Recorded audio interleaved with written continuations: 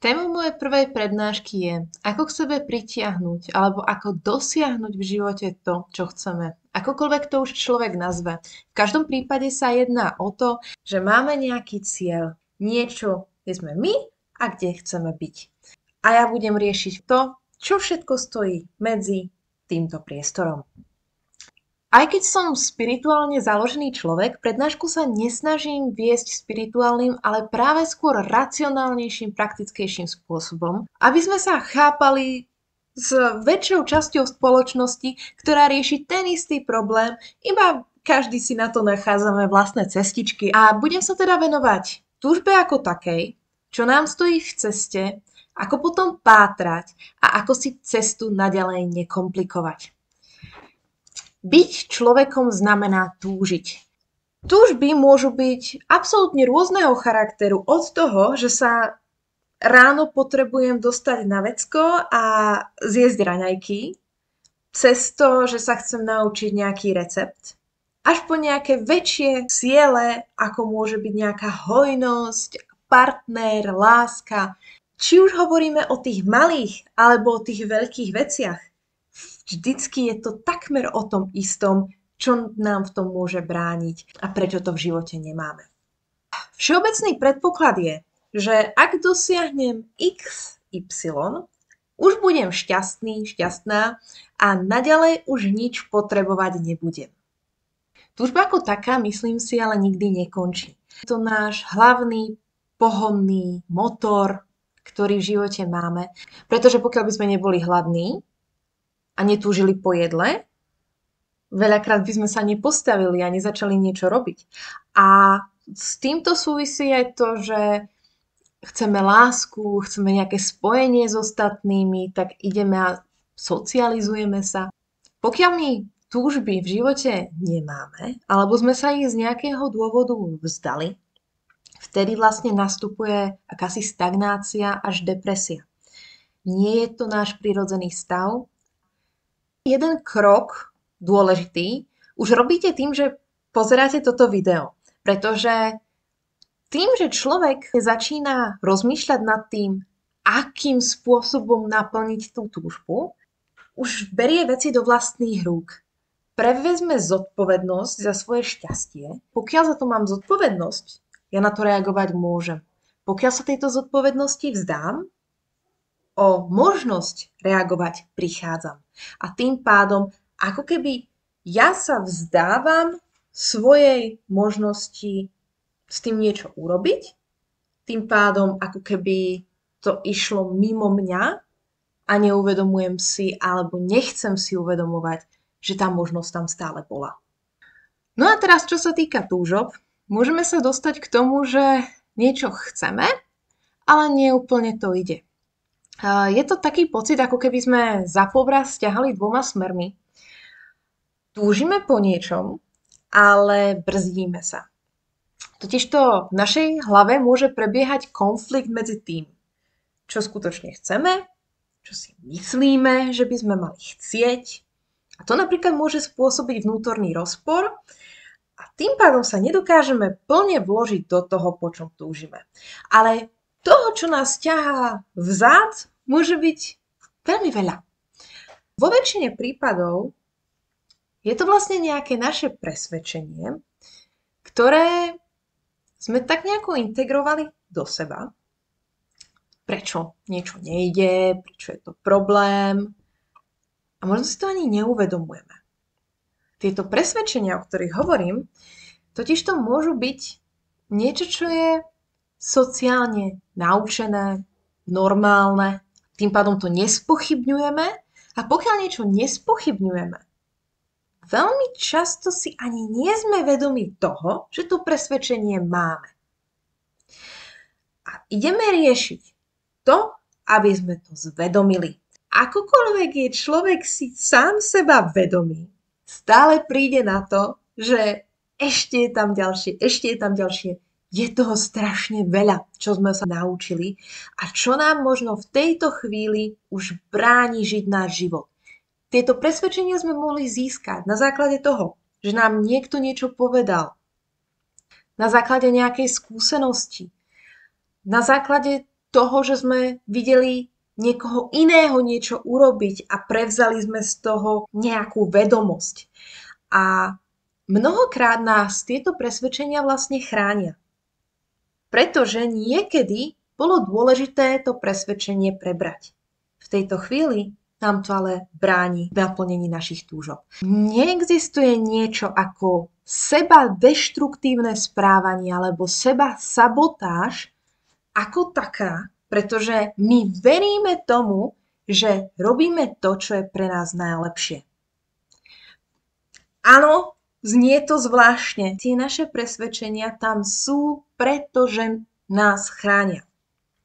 A tým pádom, čo sa týka prokrastinácie, lenivosti, to sú presne tie prípady, keď vlastne my niečo tvrdíme, že chceme, ale prokrastinujeme, sme leniví, nenachádzame motiváciu urobiť to a máme pocit, že to tá lenivosť alebo tá prokrastinácia to ťahá naspäť.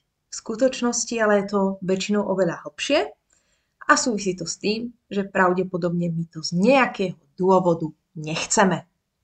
Čo je ale praktické a naozaj funguje, je pristupovať k sebe s porozumením a s láskou, pretože to, že sa budeme karhať za to, že sme leniví a prokrastinujeme, nebude viesť k ničomu inému, než k tomu, že sa budeme cítiť ešte horšie sami zo seba. Nič ale nepochopíme, nič nevyriešime. Úplne rovnako vo vzťahoch. Pokiaľ nevyjadríme zvedavosť k tomu druhému, ale budeme ho iba obviňovať, tá komunikácia nikam nebude viesť. Pokiaľ ale sa začneme pýtať otázky, začneme byť zvedaví a chceme rozumieť situácii, až vtedy s tým reálne môžeme niečo urobiť. Takže zvedavé skúmanie vlastných hĺbok. Takže povedali sme si, že jednak my tam máme rôzne presvedčenia, ktoré nám možno stoja v ceste, ale my o nich nevieme, pretože ich úplne nehľadáme. Ale druhá vec je, že naše túžby sú často len povrchovým prejavom niečoho hlbšieho. Niekedy namiesto skutočného cieľa sledujeme jeho náhradu. Napríklad, chceme peniaze alebo chceme istotu. Chceme partnera alebo sa len potrebujeme naučiť milovať samých seba. Krátky príklad z môjho života. Poznám chlapca, ktorý pochádza z rodiny, ktorá sa rozpadla, z časti aj kvôli finančným dôvodom a mamka vlastne po celé jeho detstvo riešila financie. Boli doma naozaj nešťastní a on videl to, v akej úzkosti sa jeho mamka nachádza. Mal taký pocit a prevzal si, že peniaze stáli za všetkým ich utrpením. Tým pádom tento chlapec už odkedy si ho pamätám, hovorí neustále o financiách. Neustále sa snaží dostať sa k obrovskému množstvu peňazí, pretože má pocit, že tomu zabezpečí šťastie. Nevravím, že sa mu nedarí, ale je to bežne zarábajúci človek, ktorý má ale neustálu úzkosť z toho, že to je nedostatok. Je ale v niečom ako slepej uličke. On sa veľmi ťažko posúva ďalej. Je to kvôli tomu, pretože si zle zadefinoval to, po čom túži. Nešiel dostatočne do hĺbky a jednoducho to, po čom túžil, neboli peniaze. To bolo to, aby bola rodina pokope, aby boli šťastní tých, ktorých miluje, aby mali dostatok. Všetky tieto presvedčenia, strachy, traumy sa nachádzajú v našom podvedomí a veľa o tom nájdete v angličtine, keď si vygooglite o shadow self alebo shadow questions. Shadow je vlastne tieň. Ako keby sme mali tieň našej osobnosti, ktorý je našou súčasťou 24 hodín denne. Iba sme ho vedome neintegrovali a často o ňom vlastne ani nevieme. Poďme si teda ukázať, čo za presvedčenia napríklad tam môžeme mať. Keď som rozmýšľala nad tým, čo by sme tam mohli dať, aby sme to mali spoločné čo najviac z nás, tak som vlastne vybrala také hlavné presvedčenia, ktoré máme ako Slováci a ktoré si myslím, že chcene či nechcene, a nech sme mali akýchkoľvek rodičov, do určitej miery budeme chápať, že toto presvedčenie je v spoločnosti, počuli sme ho a do nejakej miery integrovali aj do seba. Predstavme si, že ideme začať s nejakým vlastným projektom. Nech už to je čokoľvek, nejaké umenie alebo nejaký náš nápad. A ideme do toho investovať všetko. Ideme sa do toho jednoducho plnohodnotne vložiť a chceme byť v tom úspešní. Povedzte mi aspoň 2-3 dôvody, ktoré sú v spoločnosti hlboko zakorenené ako hlavné piliere úspechu. Pokojne si stopnite video, skúste si napísať, čo je podľa vás. Potom vám predstavím tie svoje, ktoré si myslím, že sú absolútne ako najdôležitejšie. Prvým presvedčením, ktoré počúvam dokola, je: úspech si vyžaduje tvrdú prácu. Kto z vás nepozná, že bez práce nie sú koláče, peniaze na strome nerastú a podobné sračky? Ako áno, peniaze na strome nerastú. Zatiaľ som teda nevidela. V každom prípade my máme zakorenené v sebe to, že aby sme boli úspešní, aby nám niečo išlo, musíme ťažko makať. Ale je toto makanie príjemná alebo nepríjemná záležitosť? Pretože mne sa to skôr spája s niečím nepríjemným. A pritom ja vlastne rada sa o niečo snažím, ale mne bolo dookola hovorené o tom, že to je ťažká, nepríjemná práca. A tým pádom čiastočne to mám aj v sebe. Ono je to, okrem toho, že to je ťažká práca, tak nám to vlastne sťaží život, skomplikuje. A pokiaľ ten život je v poriadku teraz, tak prečo by sme si ho komplikovali? Hej? Tá komplikácia je čo? Prinesie to zodpovednosť, risk. No nemáme my už dosť stresu v tom živote? Chceme viac? A keď ako si človek uvedomí, že ho stresujú v práci, správy, partner a neviem čo všetko, tak už toho stresu má nahromadeného toľko, že teraz keď si spočíta, že a chce viacej stresu do toho života. A ešte aspekt ťažkej práce: pokiaľ veľmi ťažko pracujem na niečom, pravdepodobne to bude znamenať obetu. Obetu toho, že napríklad sa nebudem venovať partnerovi, rodine, možno tú rodinu ani nebudem mať, pretože ja musím ťažko pracovať, aby som dokázala niečo a tým pádom to musí byť celý môj život. Nebudem mať priateľov. A tuto máme, tá ťažká práca je vlastne iba jeden aspekt toho, čo by ma mohlo ťahať druhým smerom v prípade, že chcem začať s niečím vlastným. Pretože na jednej strane som nadšená z nejakého nápadu, z niečoho, čo by som mohla robiť, ale teraz to je ťažká práca. No. A poďme ďalej. Ďalšiu vec, ktorú som si napísala ako pilierom úspechu, je talent, správne predpoklady alebo šťastie. Aké sú to sprostosti? A hneď vysvetlím prečo. Ja som niekedy na základnej, na strednej škole excelovala v logickom myslení. A teda mi ľudia hovorili, že mám akýsi talent alebo predpoklad na to, aby som išla vyštudovať informatiku, nejaké inžinierstvo. V žiadnom prípade však nešlo o talent. Išlo o to, že môj otec je veľmi logicky orientovaný človek, ktorý ma takýmto spôsobom vychovával. On ma veľmi skoro začal učiť finančnú gramotnosť, dával mi logické hádanky a vo všeobecnosti on bol práve človek, ktorý bol skôr odpojený od emócií. Ale mal veľmi dobré logické myslenie a snažil sa mi to predať. Tým pádom som bola o nejaký krok dva pred ostatnými. To ale vôbec neznamenalo, že ja som sa s nejakým talentom narodila, ale práve skôr to, akú som mala výchovu. A tá výchova, to nie je, že človek bol nejak vychovaný a už sa nemôže zmeniť a už sa ničomu novému nemôže venovať. Áno, bola som pozadu, čo sa týka komunikácie, sociálnych zručností, ktoré vlastne, aby som mala mať podľa svojej astronómie veľmi, veľmi dobré, ale bohužiaľ proste moji rodičia tomu nevenovali veľmi pozornosť a tým pádom v tomto som zaostávala.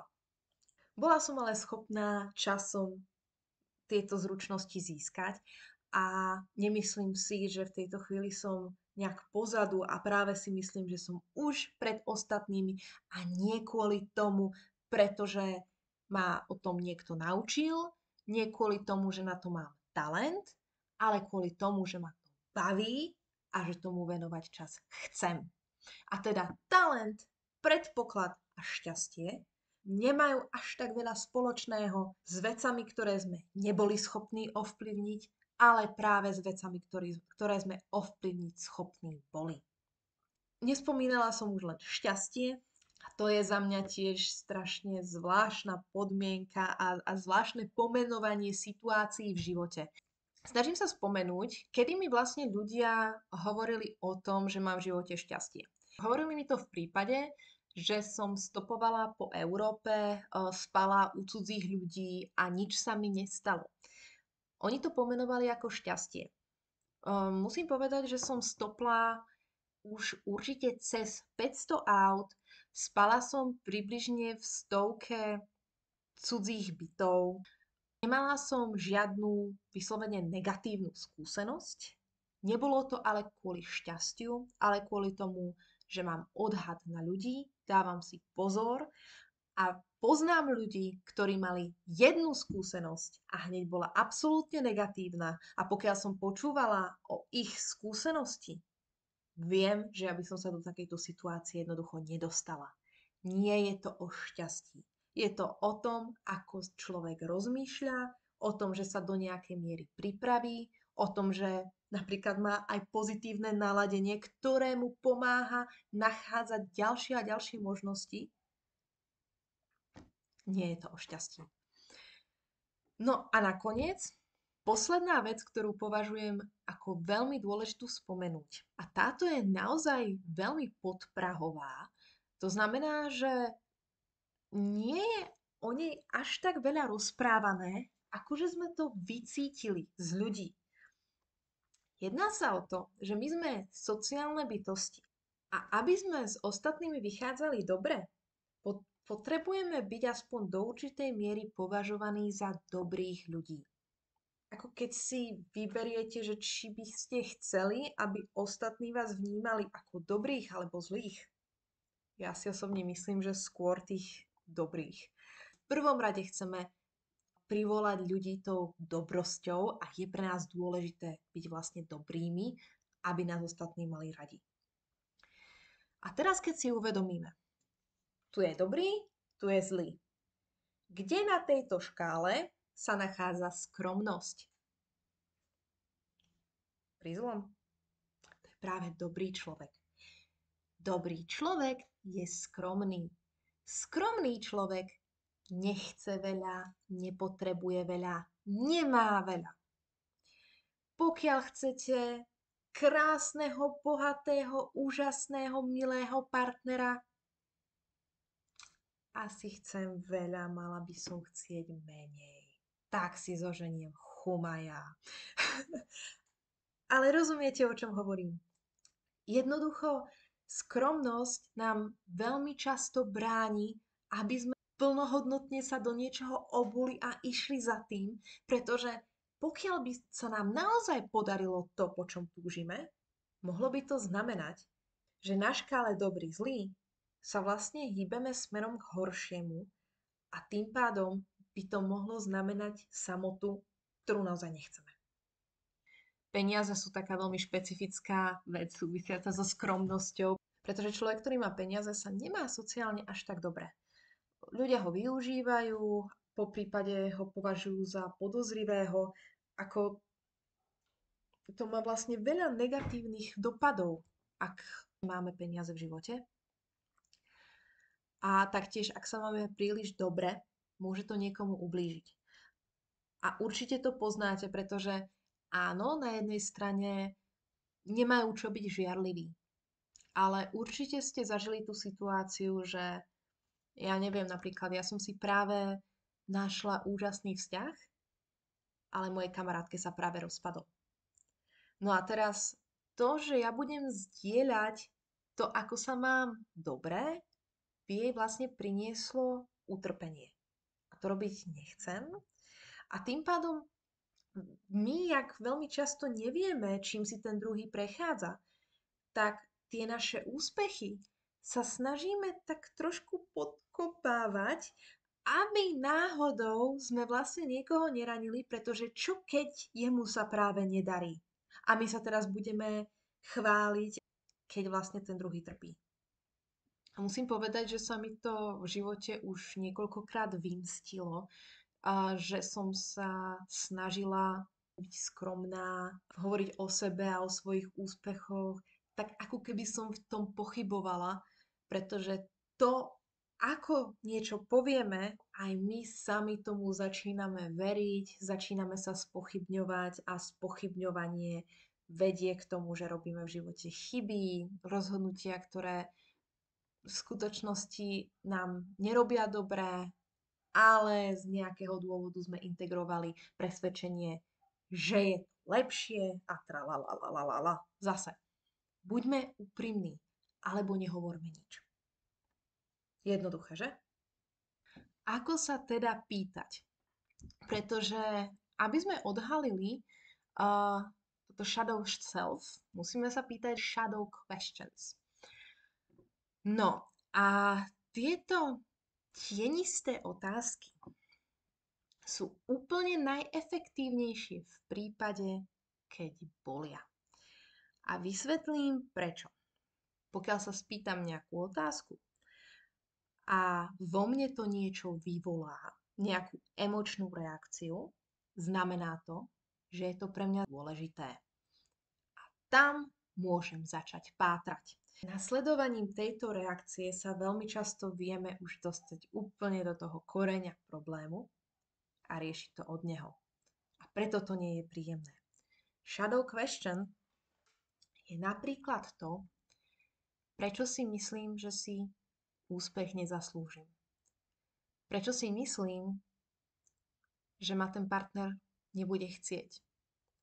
A čo vo mne je nedostatočné. A čím silnejšia je naša emočná odozva, tým je to pravdivejšie. Tým pádom my sa musíme naučiť ísť do hĺbky aj svojich negatívnych pocitov. To, že to ignorujeme, neznamená, že tam nie sú. Práve, že to môže mať na náš život obrovský, ohromný vplyv. A tým, že to vlastne nechávame v tom podvedomí, to ešte živíme, ten problém dosť často v podvedomí ešte viacej narastá, tým pádom, keď sa k tomu dostaneme, bude to nepríjemné.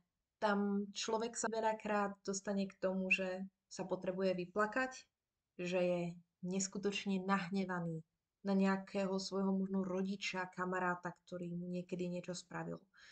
Je veľmi dôležité si touto emóciou prejsť. Nie kvôli rodičovi, ten rodič už teraz s tým nemá nič spoločné. To ste vy a bohužiaľ v tomto prípade váš problém. Nemusíte v tom byť sami. Môžete to, pravda, že zdieľať. Buďte len veľmi opatrní s kým. A práve preto som tam dala úplne posledný slajdík, komu, čomu dôverovať, s kým interagovať a ako. Pretože my, jak sme sociálni a nejak by sme chceli, aby nám každý rozumel a s každým sa spojiť, nefunguje to takto v živote. Bohužiaľ. No a vec sa má tak, že my si musíme veľmi aktívne vyberať a riediť týchto ľudí, s ktorými sa stretávame, s ktorými čo zdieľame. Nejde o to, aby sme sa ľuďom vyhýbali. Vôbec nie. My ľudí potrebujeme, ide ale o to, koho, kedy a ako. Dajme si príklad. Predstavte si, jak sme ešte spomínali vtedy nejaký ten nový projekt, s ktorým človek chce začať. Predstavte si, že by ste tento nápad predviedli kolegyni, ktorá je v práci už 20 rokov. 20 rokov sa sťažuje, ako sa to nedá vydržať, ako by najradšej odtiaľ išla preč. Ale je veľmi zjavné, že neodíde.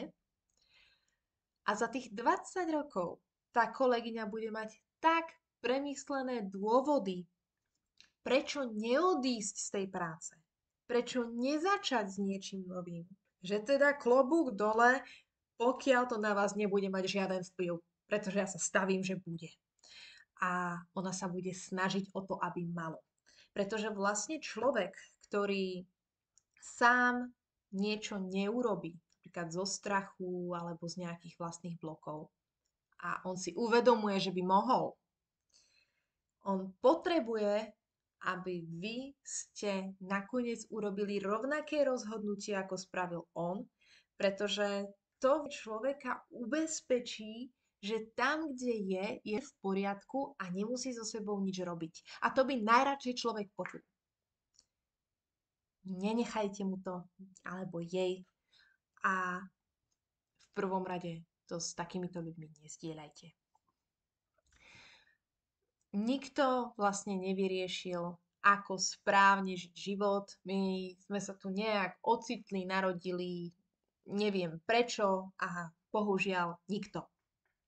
Takže neverte nikomu, že má univerzálny návod, ako ten život žiť.